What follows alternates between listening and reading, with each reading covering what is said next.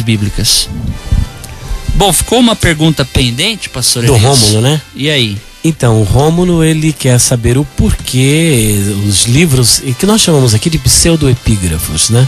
São literatura pseudoepígrafa, porque os apócrifos são aqueles que constam, por exemplo, na Bíblia Católica, são 7 apócrifos que eles denominam como sendo deuterocanônicos, porque eles foram canonizados pela própria Igreja Católica, sem o consentimento da comunidade cristã em geral e da comunidade judaica, com fins de simplesmente legitimar algumas posições que foram questionadas por Lutero, contestadas por Lutero e pelos reformadores. Então, para abonar essas assertivas, eles lançaram mão então dos apócrifos e canonizaram, e por isso chamam de deuterocanônicos, mas que para nós continuam espúrios e sem autoridade canônica e sem credibilidade do Espírito Santo, né? Sem um aval do Espírito Santo. Agora o Rômulo também, da mesma sorte, apresenta aqui esses livros pseudoepígrafos. Por que eles não foram então incluídos no cânon sagrado?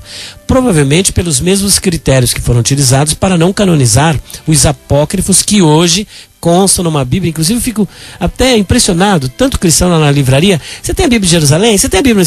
Eu não sei o que eles acham, porque a teologia é 100% católica, a visão é católica. Não, porque essa é a melhor tradução. De acordo com os grandes hebraístas da USP, a melhor tradução, por incrível que pareça, é João Ferreira de Almeida, Revista e Corrigida. Né? Mas há uma febre. Eu falei, meu Deus, por que você quer essa Bíblia? Eles não sabem explicar, ouvem falar. Então, pseudoepígrafos, eles foram elaborados num ambiente gnóstico, num ambiente neoplatônico, num ambiente místico, esotérico.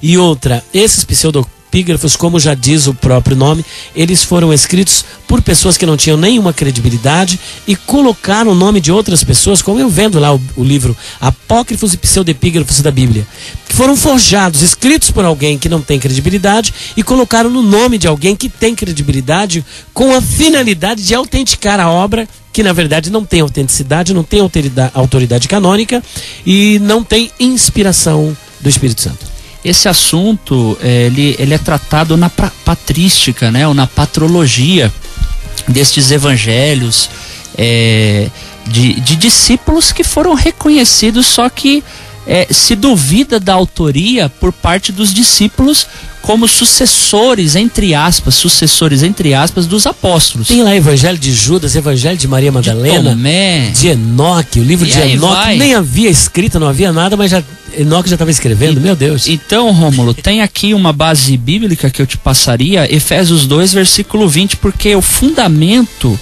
a igreja, ela é edificada sobre o fundamento dos apóstolos e dos profetas, de que Jesus Cristo é a principal pedra de esquina. Então imagina, como sendo Jesus Cristo a pedra principal de esquina, depois vem o outro fundamento em cima, o fundamento dos apóstolos e dos profetas, onde então eles edificam, tá certo? Mas a base, o pilar, o alicerce maior é Jesus Cristo. E os apóstolos então edificam sobre Cristo. Não falam aqui dos seus discípulos, dos discípulos dos apóstolos, tá certo? Então nós daremos esta resposta.